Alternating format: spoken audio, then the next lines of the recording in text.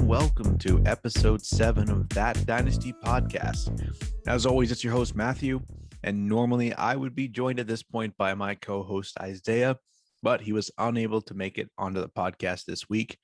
Great news is we will be back at full strength by next week, but on behalf of both of us, I want to welcome you to the show today.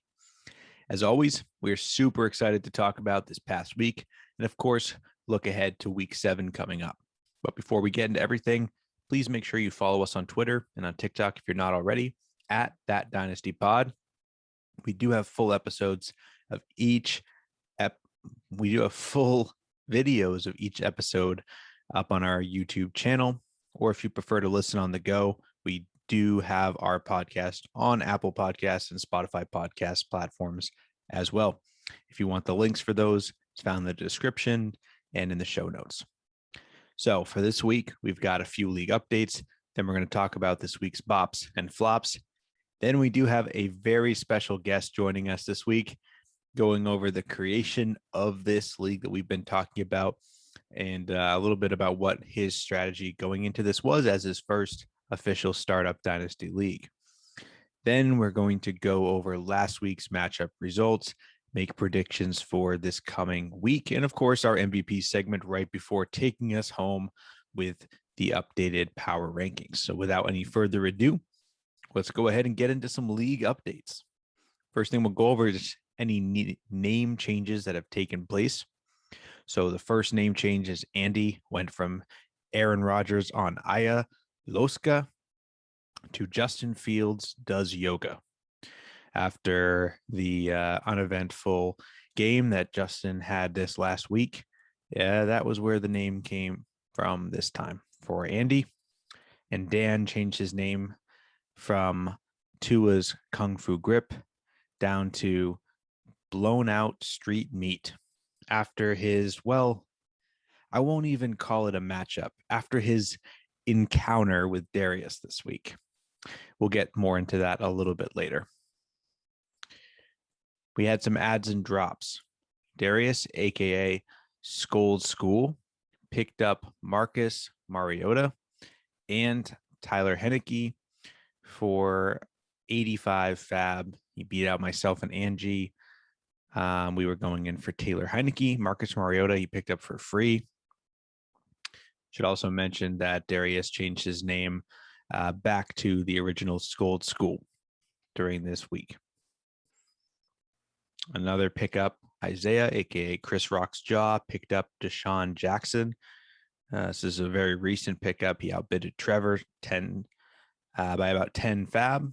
And lastly, Trevor picked up Tyler Huntley after Lamar showed up on the injury report today.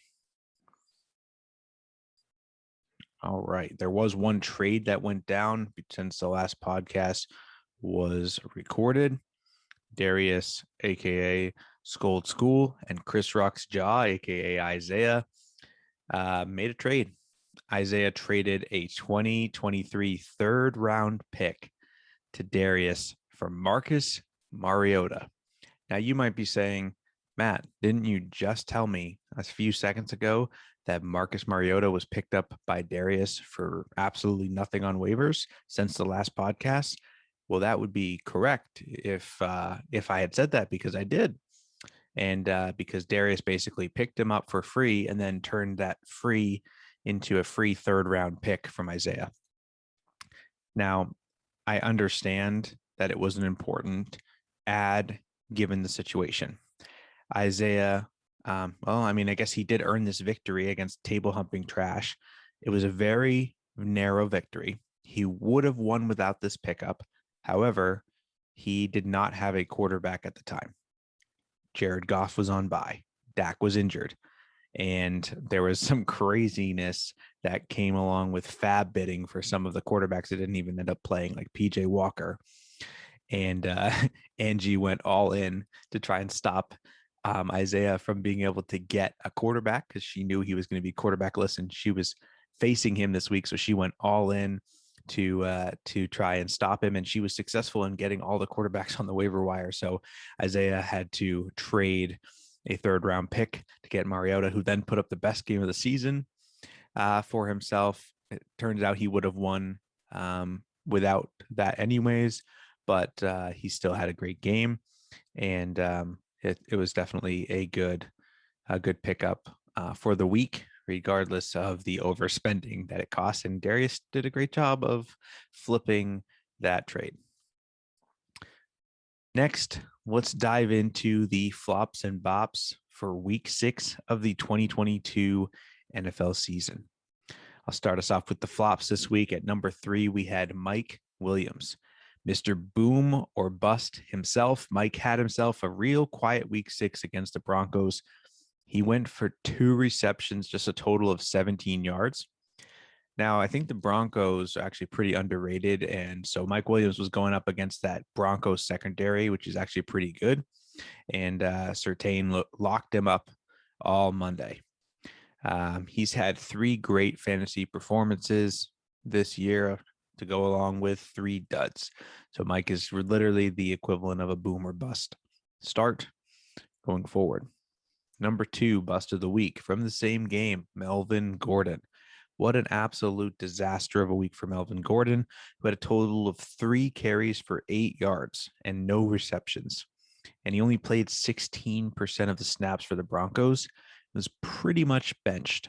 I saw on Twitter that he was liking posts talking about his poor usage and about the coaching staff in a negative sense, which is not something that you want to see.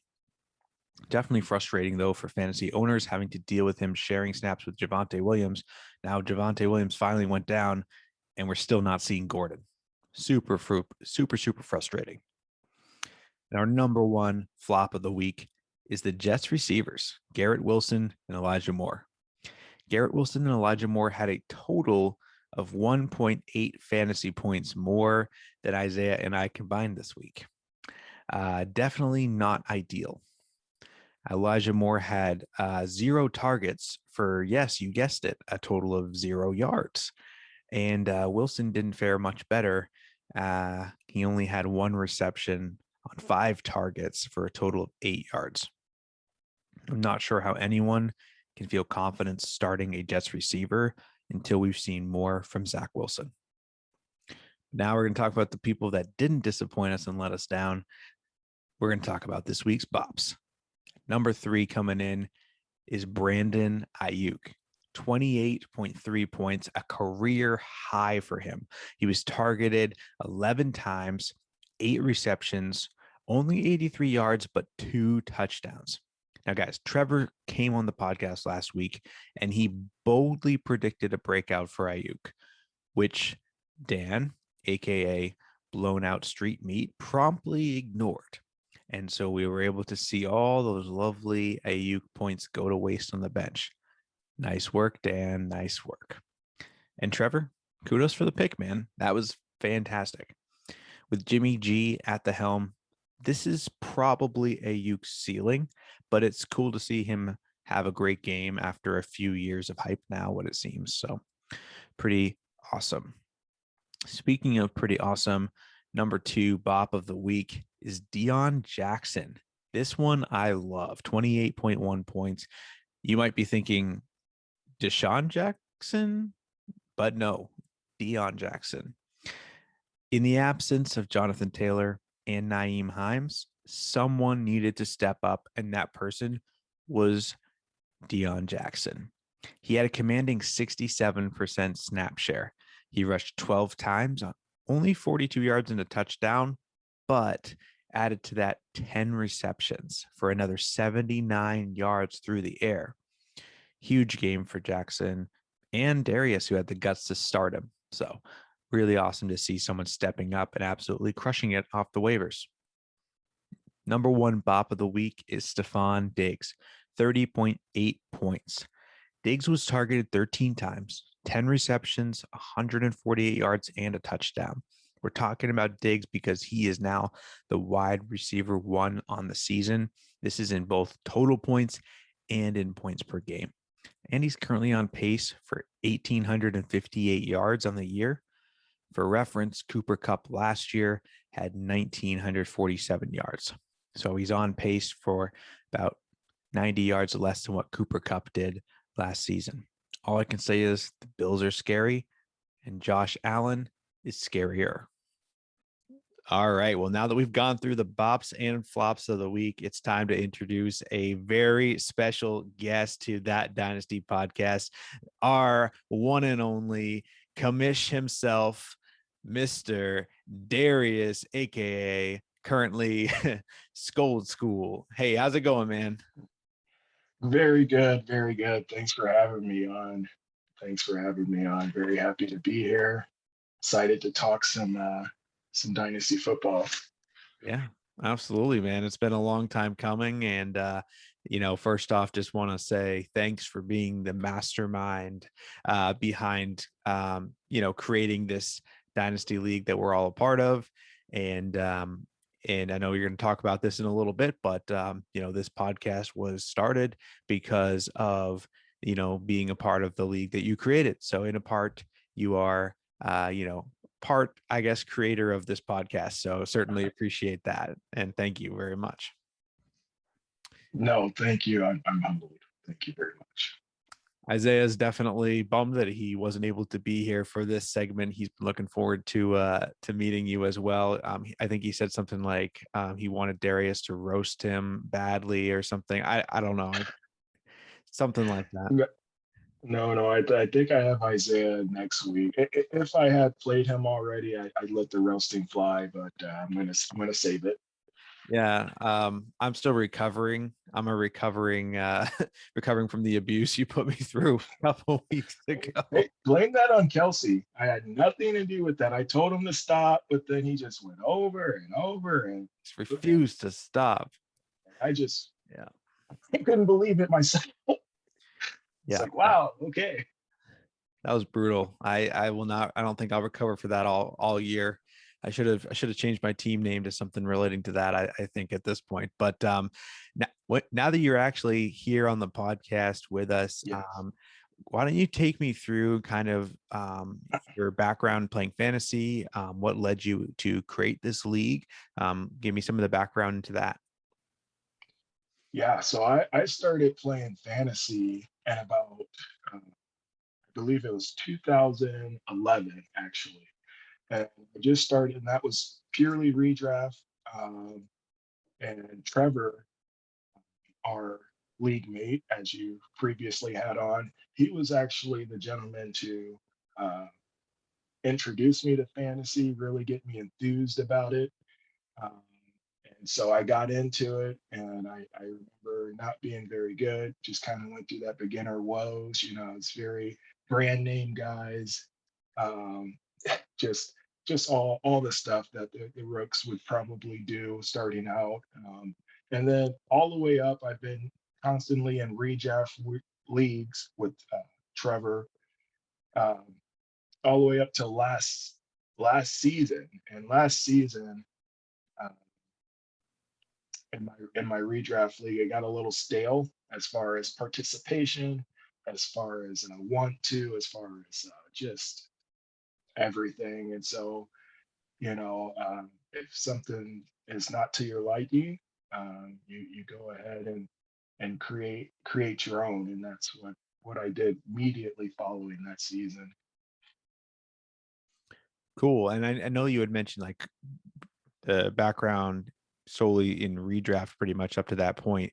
Had you, I guess, what got you kind of onto the dynasty train and what piqued your interest about dynasty and then, finally taking the leap into it? Yeah, so I honestly have been thinking Dynasty the last maybe 2 3 years, um, but I was just one of those in the category of thinking it was too hard, to be honest. I was just in that redraft mindset, and that draft picks, and you have the same roster, and just everything. It just seemed overwhelming, and then it's yearly, and hopefully the good ones last very long, and so that was kind of daunting. And but it it it became something that when I sat down and was just like, is it going to be a challenge? Yes, but is it something that I want to I guess stick my foot in, if you will. I will say before fully starting up SKOL Dynasty, I kind of took on a orphan team, um, and that kind of really kind of fueled my fire for SKOL Dynasty, because I was just like, oh man, so this is it, and it was fun, on the sleeper platform, of course, one of the best, if not the best, and it just changed everything. And so I knew that I could do it, and yeah, that's where I'm at in my experience with Dynasty, I guess. Not very much, to be honest, but yeah, here we are. For sure. Well, it's super cool. I think I was mentioning this on an earlier podcast, but the makeup of the league that we have is ranging from people who've been playing Dynasty for a while, people who've been playing Dynasty for the first time, and then we have some intermediate folks as well. So it's pretty cool to be able to see that wide range and to see like the different strategies that are starting to come about, as a result of it. Like, it's your first full league from the startup, and you're 6-0 right now on the season. And before you say, hey, don't jinx me, that's my intention. I'm trying to talk about it as much as I can right now. Oh um, no. you haven't even heard our predictions for this week yet, so more to come. But um, you're doing great, and there's also some other people that it's their first dynasty league in here, Isiah, and maybe they're not doing as great this season right off the bat. So that's definitely interesting. But I think the cool thing about SKOL Dynasty is there's some really interesting elements to the league, whether it's through rules or scoring or format, and it kind of sets it apart. I know one of the things that attracted me to the league was some of those unique elements. Can you talk about what made you think of wanting to do that? And then I guess, what the recruitment process looked like from your side. Yeah, so one of the things, you know, in my, like I said, redraft league last year was the kind of lackluster want to. I don't know. It just felt like we were there, and we were setting lineups, and that was it. And you weren't, and I wanted more, and I wanted our league to, you're pursuing something more. And so that's when I came up, well, what if there was a lot more at stake? So sure, you have your entry fee, and we're all trying to get that big purse at the end. But what if, for those who probably not going to see that purse, what if there was a way to keep them engaged by, you know, getting their money back? And so I thought, hey, let's have folks pay their entry fee, and then let's also have them wage $10 a game during the 14 game regular fantasy season. And so that comes out to about $140 during the regular season that you wage yourself, that you ultimately can get back.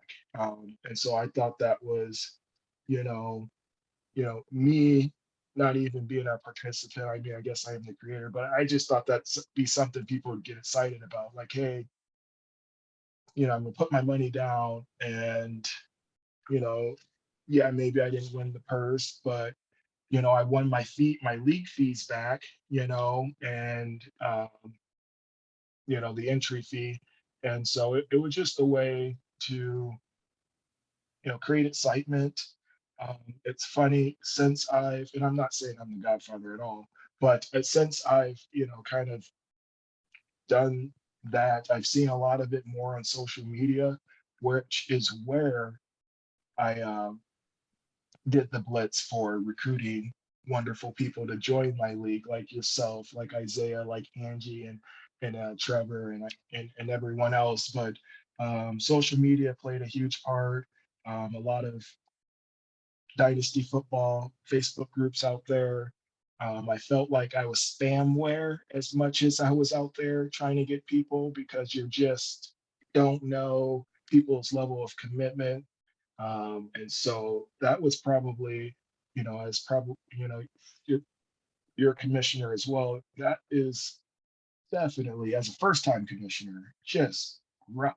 The recruiting part, especially if it's not in-house or home leagues, they call them, I guess.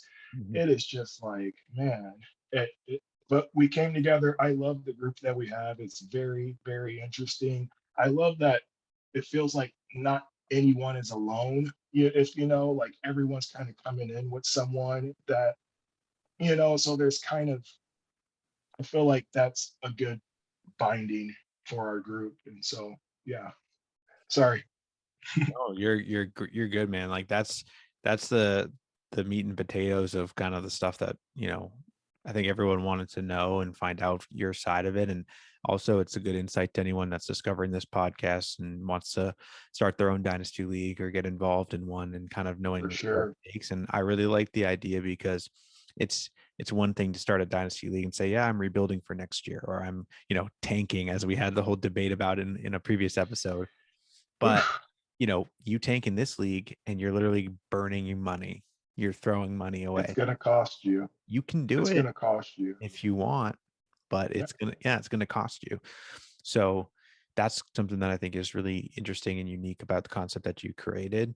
And yeah, it was definitely, something that caught my eye when I was scrolling Facebook one day. And yeah, I mean, I commissioned probably 6 or 7 smaller dynasty leagues. I'm in quite a lot, but I commissioned a few, and I've taken over commissioning a few of them. And like your league that we've created, it's the by far the most engagement that I have in any of the groups. Now, there's certain people and that I interact with across multiple leagues, and so I interact with certain people a lot, but never like within one group chat to the extent that we have been every single week. And especially now that we have a podcast weekly about it, I think that's something that's super unique as well. Is for that. And it's kind of funny, in one of the other leagues I'm in, someone else is doing a similar thing and a similar podcast for one of their leagues, and they just started posting about it the other day, and they're not in any of the leagues that I posted about this one.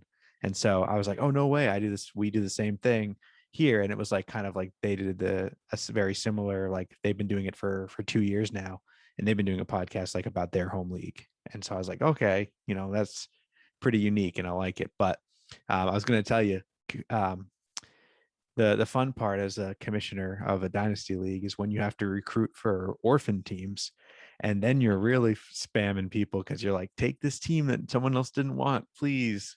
And yeah. especially if you have to pay for it, like, whew. And I see, and I've seen that on the flip where it's like you got these guys out there and they're like, please, anybody, somebody, will you, can you take this, F-rated team and pay? And I don't know, but I can't be naive and say we're not going to get to that point, because you never know. But I just really hope that we don't. Yeah, or even if we do have to replace someone at some point, I'm hopeful that, it's it's not because of the team being so bad that they don't want to invest in it anymore. Where I'm hoping it's to the point where it's like that owner has something personal come up, they'll help find a replacement for their team, and like, buy the team from them, so to speak, which a lot of people do. And we kind of help out with that, with like paying league fees ahead of time. And like, we're not, setting people up for failure in the long term. You know what I mean? So that's definitely cool. And I know people are probably wondering if they've been watching the video on YouTube, what is going on here in the front of your screen. You want to kind of show off what you got going on right up there? Absolutely. So this bad boy just came in yesterday, so it's a little naked. Um, Naked meaning there's no, we don't have our custom plates on it yet. Those are still in the mail, but this is going to the league champ. Oh, if it'll stop fading out, this is going to the league champ this year. I believe it's antique gold. I believe it's 16 inches. That's what she said.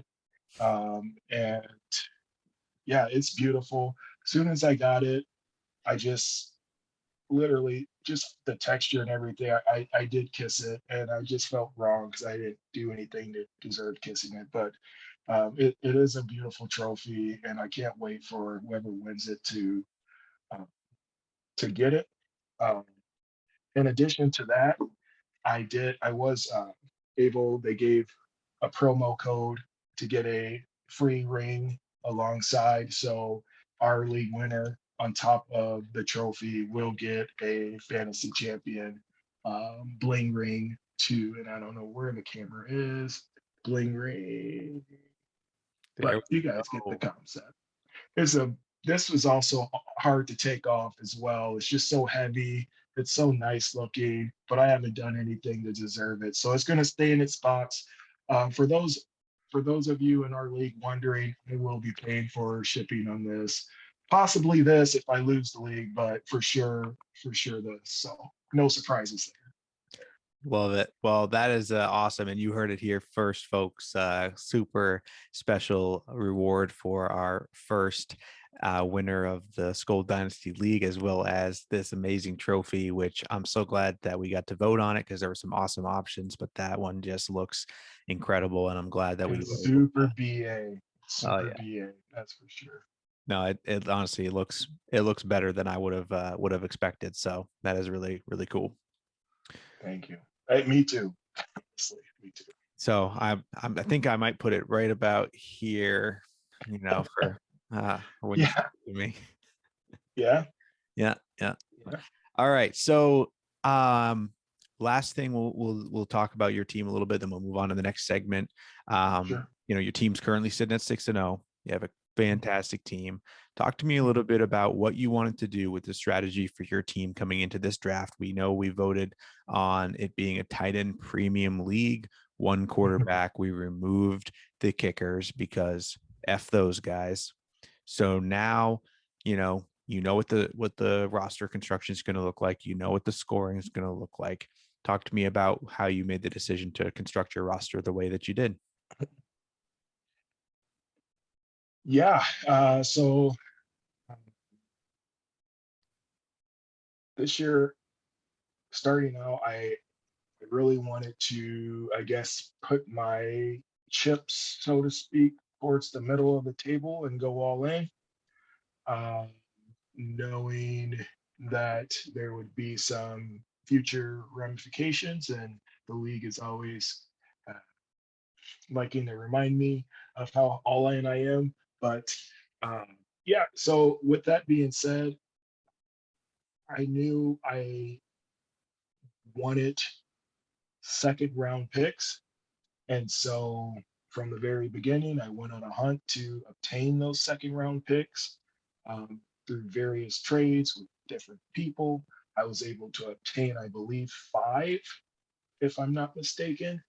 I could be wrong, it's 4 or 5, but I know at the end of the day, I sold one to Steady Power. So I know I only picked four, I believe, in the second round. That being said, it was all about hitting those for me. I knew I wouldn't pick for quite a while. So it was like those four picks in the second round. I believe I took Travis Kelsey, Stefon Diggs, Josh Allen. No, I did. Oh, I'm just Oh, saying, sorry. like, I'm just shaking my head. No, like that was it's such a great. Oh, I thought you were fact checking me there. Josh Allen and I can't remember. I'm pulling up the results right now. Let's see. Okay.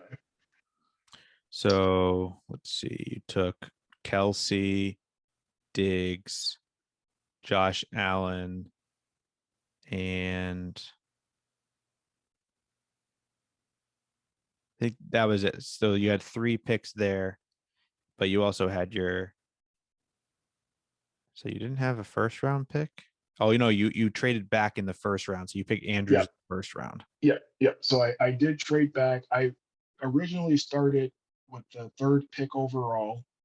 I knew for heck I did not want to be sitting in the front of the bus. Like I did not want to be in the front of the draft at all. I'm a big believer in mid-end drafts, and this is not me having any dynasty experience. This is just value, and you know, um, and so it worked out beautifully where I was able to trade back from 3 and got to take my first pick, which was Andrews. And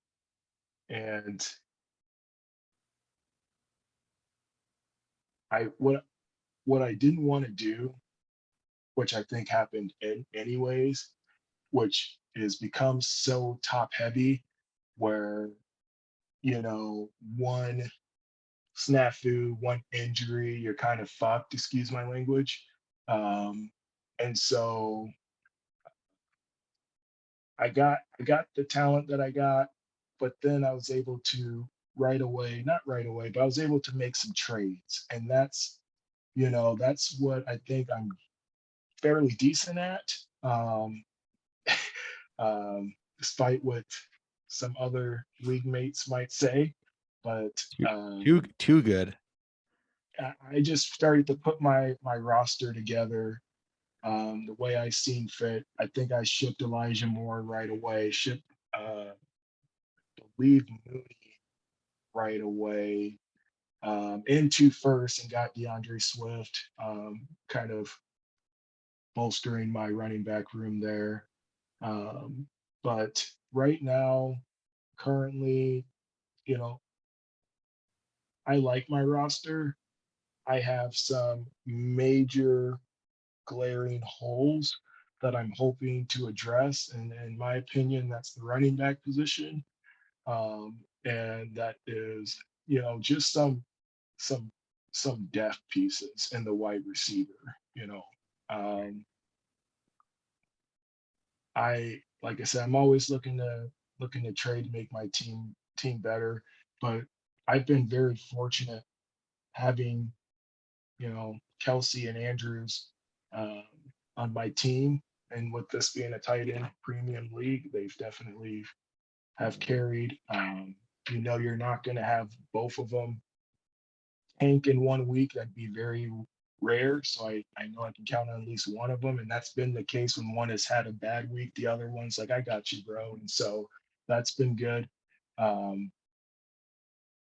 but mainly just trying to put together just something that I can win with at all costs, I guess. I was able to obtain a third round from your boy recently.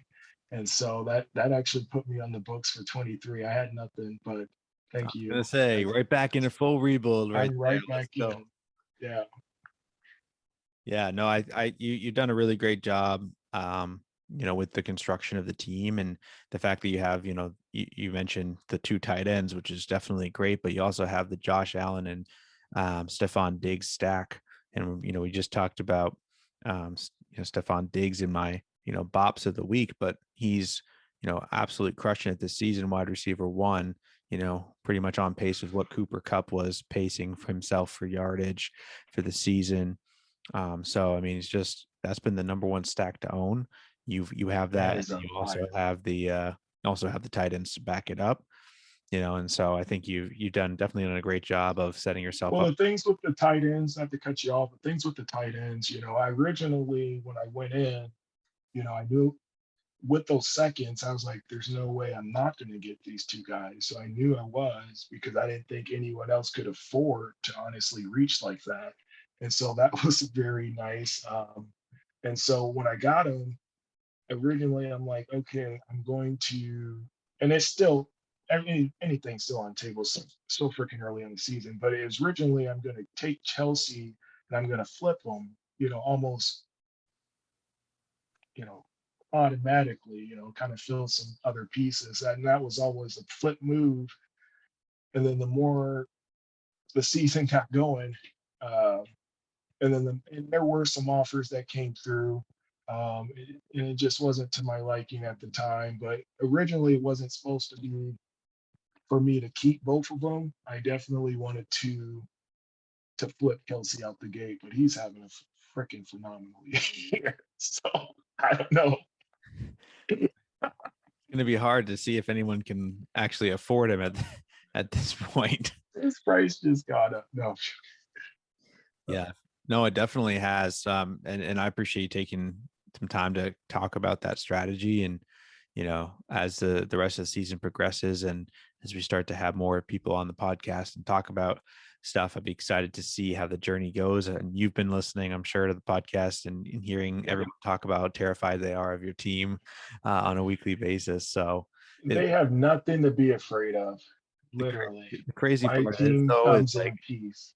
you have like you throw them out there on a bye, you know, you get injuries, you pick up Deshaun Jackson off the waivers, start him, and the dude puts up as many points as like both of my running backs combined in a week. And I'm like, what is, like, it's not just your trading in that, it's like you've had the best luck with starting these guys too.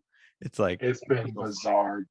It's been bizarre. I owe that guy a beer, but man, that was wonderful. And I just hope JT and Hines can stay hurt, which is not going to happen. Not stay hurt, but stay out. But that dude he was catching everything thrown his way. That's for sure. Oh yeah. Yeah, that was insane. And you know, as we highlighted in the BOPS section, like he just was on fire this week. But no, I appreciate you coming on and talking about your Yeah. strategy starting the league and some of the points behind why you constructed the team the way that you did. And because, you know, you've had some amazing foresight into all of these areas so far. Why don't you talk to us and help us out with this next segment that we're going to go into, which is our week 7 breakouts to watch. And since you're our guest here, man, why don't you go ahead and kind of kick us off with who's your week 7 breakout to watch? Okay. Let's see what we got here. Oh, this is what's been happening. I see. It's telling me WAN'DALE Robinson from the New York Giants. And the reason I say WAN'DALE is for a couple of reasons, actually. He's been on an injury hiatus, I believe, 4 weeks of the season. He was pretty heavily invested, I believe, the 43rd pick in the last draft. When I seen WAN'DALE, I was like, what? That's just immediately I'm like, okay, that's going to be a healthy Kadarius Toney. I was wrong because immediately like, nope, I'm going to be hurt too. But he's back. I know the kid has some wiggle. Honestly, they don't have much else, you know, even though I am starting Darius Slayton this week, please, you know, due to buys, of course, you know. It's No, but not just because you have the same name. no, and you know, it's funny because I wanted to kind of work a team name with the two Darius things. I'm still working on something clever, but yeah, I think the kid has some wiggle. Daniel Jones, they can line him up in the slot. They can line him up in the backfield. He's going to be on possibly some jet sweep. Dable is going to continue to be creative with this guy who they invested so much in, and I'm hoping so. I got him in a few other leagues, and I've been waiting for him to just to be healthy. So I believe he posted 12 plus PPR fantasy points last game, so that was a good sign on four targets. So I'm hoping that Jones continues to look his way. I know it's the Saquon Barkley show through and through, but I'm hoping WAN'DALE's in the mix, and that's my pick for the breakthrough. Love it. I think it's a great prediction, especially how well the Giants have been playing. And you know, the current coaching staff picked him. He's the first player that they drafted, you know, for this offensive, you know, pass catching regime.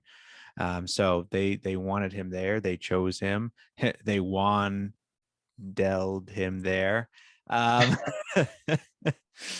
Isaiah's gonna love that. yeah, he had to miss it. But I think it's a great pick, and we'll definitely see if your prediction can pay off as well as Trevor's did last week, which was just the best prediction. That was insane. He literally had this thing right here. Yeah, I don't understand. We can't have him on anymore because it's going to be a bad look for us if he just keeps showing us up like that. Yeah. But that brings me to my week 7 breakout to watch, and that is Juan Johnson, tight end for the. I was going to say WAN'DALE. WAN'DALE. No, Juan Johnson. So with Michael Thomas and Jarvis Landry already ruled out this week, Adam Troutman's ruled out as well. Johnson is the best true pass catching tight end on the Saints. I know that we obviously have Taysom Hill, tight end for the Saints as well, but he hasn't seen a single target this year as a tight end. He's been a running back or a quarterback, and that's where he's been scoring all his fantasy points. So yeah, I know he lines up as tight end, but when you look at the best pass catching tight end that's left on the Saints, it's Juwan Johnson. And they're going up against this defense that has actually allowed the most points to the tight end position this season. So they're facing the defense that has the biggest opportunity, and every single tight end that's played them has just absolutely blown them up. They got blown up 2 weeks ago by Goddard. And, before that, they've been blown up by Andrews and Kelsey, and it's just been a disaster for them. So his last game, they just played against the Bengals. Johnson was targeted 6 times. He pulled in 4 of those for 41 yards. So I expect a breakout game for Juan this week, especially with Chris Olave expected to be back. He's going to draw some additional attention away from the defensive side, and in a defense that's already struggling, looking to see the Saints take advantage of that. So that's my breakout prediction of the week. Awesome. Do you have them, before you continue, do you have them over or under 13 PPR fantasy? I'm taking the over on that. I think I'm taking him at 15 or higher. Okay. So I think this is going to be, I actually have him as a tight end 1 this week. So, I mean, not that that's a very high bar this year, if your name is not Kelsey or Andrews. I think I saw like last week, tight end 4 had like 12 points or something. So it's like, it's rough. All right. Rough out there. It was like GESICKI, Andrews, Kelsey, 12 points. But yeah, that's my breakout candidate, especially in our tight end premium league. I think he's going to pull in more than 15 this week. I'm trying to remember who actually owns him in our league. I think it's Dan. Let me see here. Johnson. Yep, Dan owns him. So Dan, if you're watching this podcast, don't get any ideas. You keep him right on your bench. I just remembered that the Love Boat owns WAN'DALE. Love Boat, I was just joking. Just joking. We'll just tell him not to listen to this until after the week is over. There you go. So Isaiah's breakout candidate of the week is actually Greg Dulcich. And as someone who he unfortunately, Isiah invested in Albert O, it pains him to say, but Greg may just be the future tight end of the Broncos and not Albert O. It actually makes me feel so happy that I'm reading this part for him, because I'm the one who traded him Albert O in what will probably be the steal of the year. Michael Gallup season, let's go. Of course, he's not mine anymore, but I still will hold on to that. So Dulcich made his debut last week. He actually played 70% of the snaps. He had 2 catches for 44 yards and a touchdown. It was a fantastic route that he ran wide open down the field, hit with a perfect pass from Russell Wilson. And there was a great touchdown. And it was actually kind of funny. I don't know if you were watching the game. I think the announcers came out and they were like, this is the best pass that Russell Wilson's ever thrown, which I didn't understand because it was just a pass to a wide open receiver. So that was a little bit far-fetched to me, but I guess with how bad he's been playing all season, any pass that is completed looks like the best pass he's ever thrown. So it was a little bit of very true. Please take them off right tonight. Yeah, that was definitely not great. But yeah, this 3rd round pick this year, he may just have his hands in an offense that could really use some help right now. So that is our final breakout to watch this week. Well, Darius, thank you very much again for coming on the podcast this week. We certainly are glad to have you, and thank you for taking time out, man. Thank you guys. Thank you guys in SKOL. Absolutely. Well, is there any final words you want to impart upon us, or any visions that you can see inside your Magic Trophy ball? You know, I think my final words is I believe this week I'm going to get my first L, um, which is unfortunate, but it's okay because going into the season, looking at the schedule, and I'm not trying to shit on anyone, but looking at the schedule, I thought I'd get my first L, honestly, against you, but um, for sure week 7 when my stack went down. But I told, just like I told Trevor, it's plan, luck, plan, and repeat. So anything can happen, but I'm not feeling it this week. Not. Well, we'll definitely see, and we're all rooting for you to fail. So, Of uh, course. no, it's been a pleasure, man, and hopefully we'll be able to have you on again the show at some point later on in the season. Awesome. That'd be great. All Come right. up with a segment called the Commissioner's Corner. Oh, trademark that right now. We're putting it down. Hey, there you go. Sounds good, man. All right. Well, thank you very much again for coming on, Darius. We'll catch you later. Take care. Thank you. Thanks Thank again. you. Next segment, we're going to go over last week's predictions and talk about that. Look at our record year to date so far. And then we're going to break down the matchups for this coming week. So last week, I predicted in the first matchup that Chris Rock's jaw would take the victory. Isiah also predicted Chris Rock's jaw would take the victory over table humping trash. And we were correct. Isiah took the victory 121.46 to 96.32, a victory of about 30 points, maybe a little bit less. And we were a little bit concerned without a quarterback to start the week. But as we talked about, Marcus Mariota stepped in. He ended up winning by over 25 points, so he would have won without Mariota's 24 points. But all in all, was still a great game and a close matchup all the way to the end. It wouldn't have been as close, but Angie unfortunately saw some dud games from Herbert, only put up 8 points. Pollard only put up 7 points. Alexander Madison put up 0.3, not 3 points. I'm saying 0.3. And all in all, Chris Rockstraw took that, coming 3-3 on the year. Isiah and I both had predicted that he would take that victory, and we're both correct.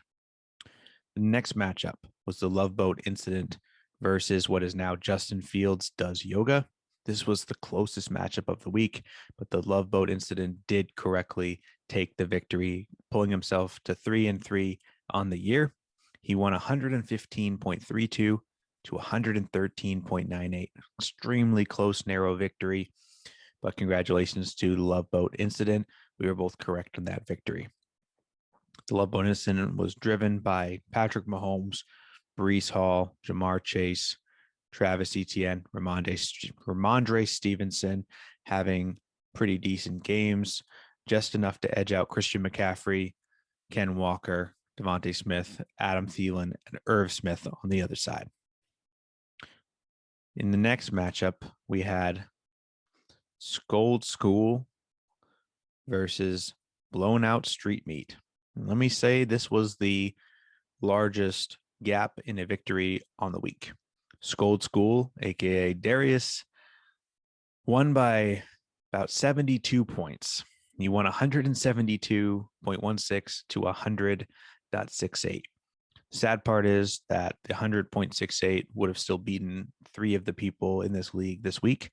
But unfortunately, he had to go up against someone putting up 172 points on a week with backups like DEON Jackson starting for him, Stefon Diggs, Andrews, Kelsey, even Henderson had a decent week. Josh Allen, it's just not fair. But that being said, it was predictable. Isiah and I both got that correct. So far we are 3-3, 3 for 3, I should say. We both have correctly guessed the first 3 matchups. The next matchup was me, chalk it up to bad luck, versus our friend Terrell, Big Cheese Fire. I ended up pulling out the victory, 105.46 to 74.46. The lowest points against on the week. Big Cheese Fire, disappointed, more like Big Cheese not fire. I thought for sure I was going to lose this matchup when Carson Wentz, my starting quarterback, only put up 4 points on Thursday night. I actually congratulated him on the victory, but turns out he had an even worse week than I did, with his running backs combining for 7 points. Tom Brady and Tyler Higbee and Taysom Hill all combining for less than 20 points in total. Tyler Lockett put up 3 points. So all in all, just a disappointing week for Big Cheese Fire's teams. Even though Jefferson had an all right week, 107 yards, it wasn't enough. But that was as predicted. So Isiah and I both 4-0, correctly predicting these matchups. The next matchup is Saquon D's Nuts versus SKOL Squad, Trevor's crew. We did predict that Saquon D's Nuts was going to take this victory, and he did. It was about a 40-point victory, and this pretty much as to be expected for the week. He had Saquon Barkley, Cooper Kupp, Zach Ertz, and Leonard Fournette putting up big points on that side. And unfortunately for Trevor, who just lost Hollywood Brown for the rest of the season, the rest of his team did not pick up the slack for him this week. In fact, he started the Jaguars defense, who put up -3 points, even hurting him further. But that was as we predicted. So Isiah and I are both 5-0 coming into this last matchup of the week. This is a prediction where we split. This is Team Goni 1 versus Seed and Power. And Team Seed and Power actually took the victory. And this was another 40-point victory, 120 to 77.80. Seed and Power took the victory, and was largely led in part by Deebo Samuel, George Kittle, A.J. Brown, Jalen Waddle, Dalvin Cook, having pretty decent games, all putting up over 15 to 20 points. And on the other side, Melvin Gordon, J.K. Dobbins, Disley, Mike Williams, all putting up disappointing starts for Team Goni 1.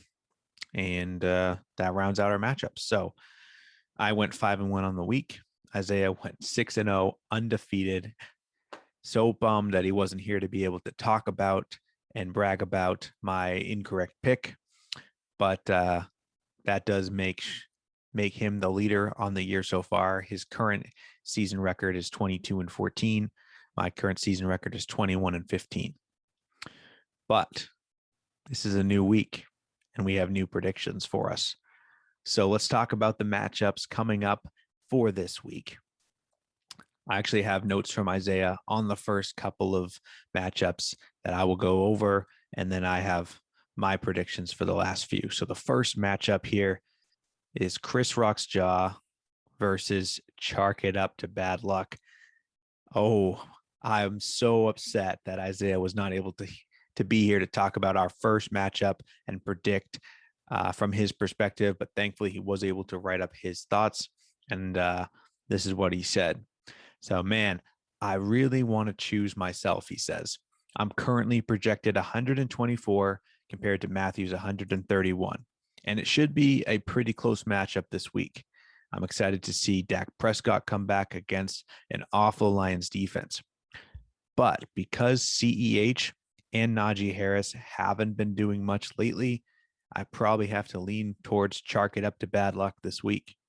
I think it ends up being really close, but until I see more out of CEH and Harris, I just can't do it. Matthew's got too much talent at receiver right now for this week.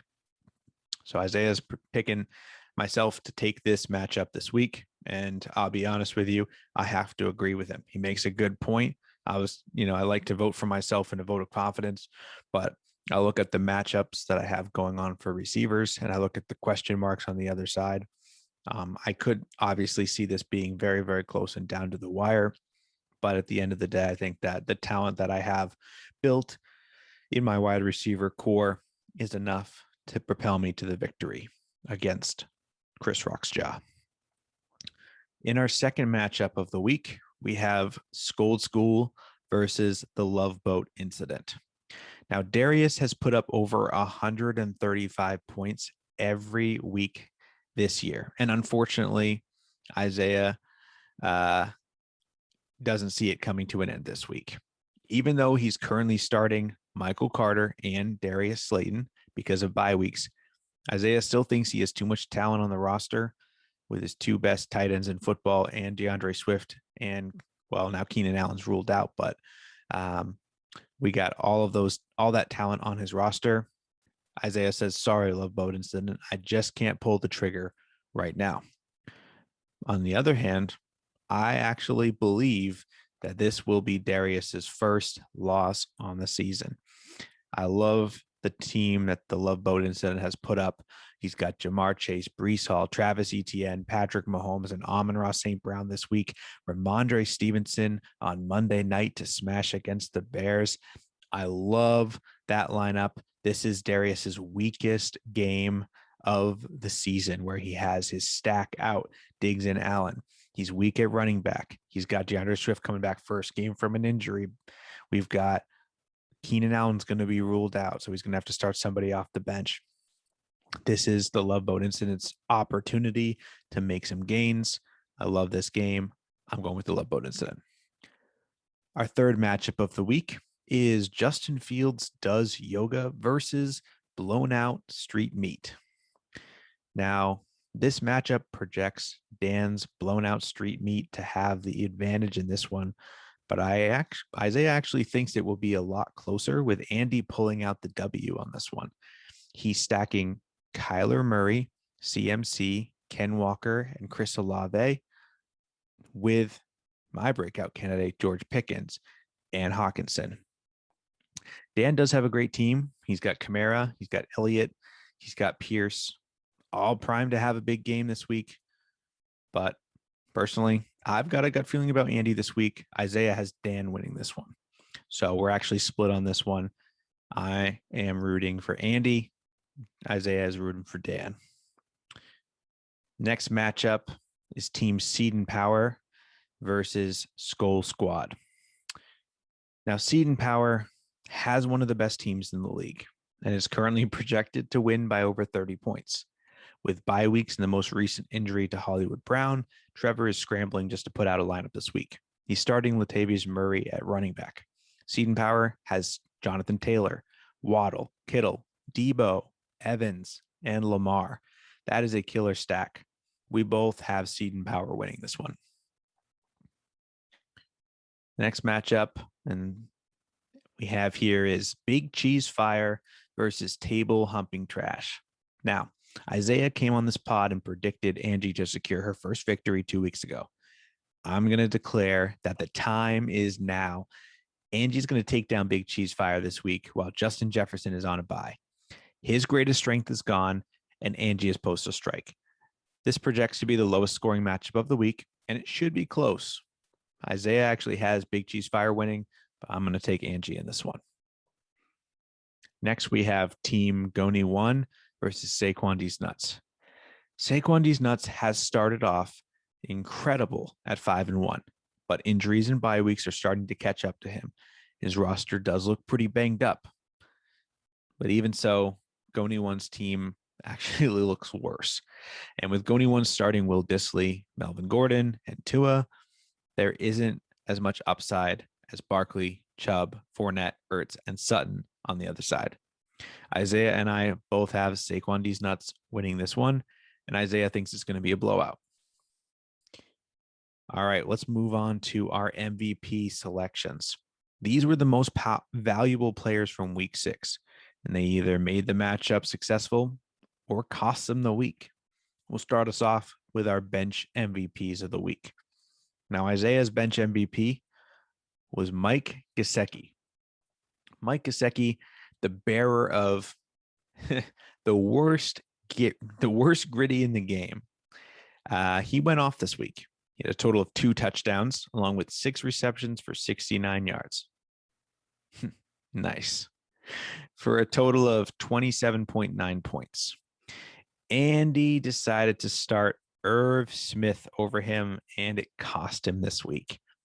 He's now 3-3 instead of 4-2 because of this decision. Now, my breakout candidate, my bench MVP of the week was Chase Claypool. Claypool put up 23.4 points this week. It's actually a strange game where the starting quarterback, Kenny Pickett, gets injured. The Steelers have to bring in Mitch Trubisky. He managed to catch all 7 of his passes for 96 yards and a touchdown, and he also had 1 rush on the ground for another 8 yards, gave him over 100 total scrimmage yards in the week. The crazy part about this week is that there wasn't any one player other than GESICKI who could have single-handedly won the week for their manager, but it would have been a much closer matchup if Claypool had been started by Big Cheese Fire, and I'm thankful he warmed that bench because it allowed me to take the victory. Let's talk about our MVP of the week, the player that made the biggest impact and allowed their team to take the victory. For me, my MVP was JAMARR Chase. This was from the Love Boat incident. In a victory that ended up being less than 2 points, we've got to hand it to the 32.20 points that Chase put up as one of the main reasons why the Love Boat was able to pull away from the docks for this victory. Chase had 7 receptions on 10 targets for 132 yards and 2 touchdowns. We could sense a big game was coming for Chase, and we can only hope that this continues the rest of the season, redeeming the high draft capital that was invested into him. Isiah's MVP was Marcus Mariota. Mariota came through for him last week. He had no active quarterbacks on his roster, and he had to trade a 2023 third-round pick for Mariota to keep his playoff hopes alive. And to be honest, he thinks it was worth it. He did him proud. The dude went 13 for 14, put up 129 yards, 2 touchdowns through the air, but on the ground, he had an extra 50 yards and a touchdown for a total of 24 fantasy points.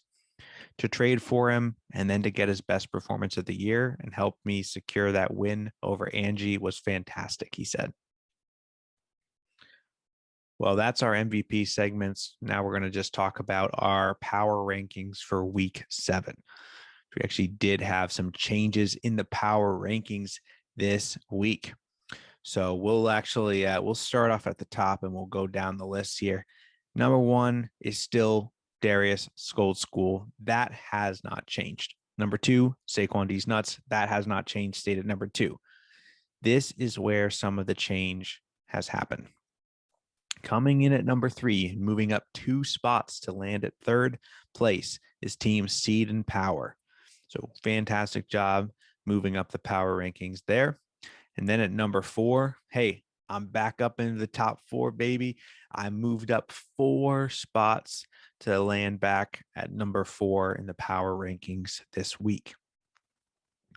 Number 5, also moving up 4 spots in the power rankings, we got our co-host Isiah at Chris Rock's Jaw. Then at number 6, this is actually a drop of 3 points.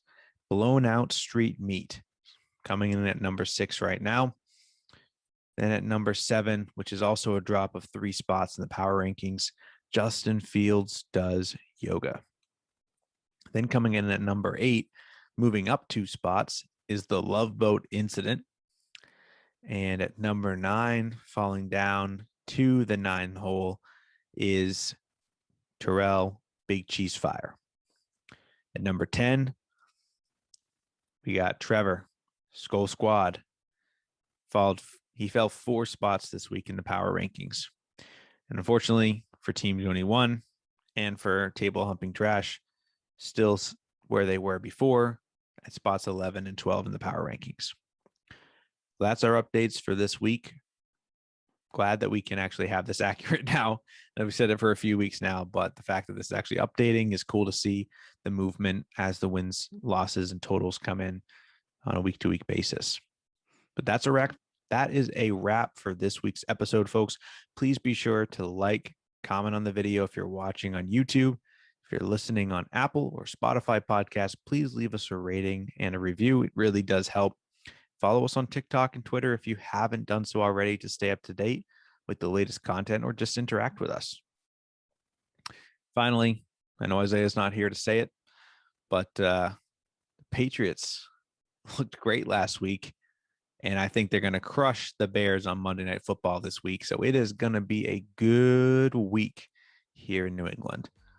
But on behalf of That Dynasty podcast and my co-host Isiah, so long, thank you, and we'll see you next week.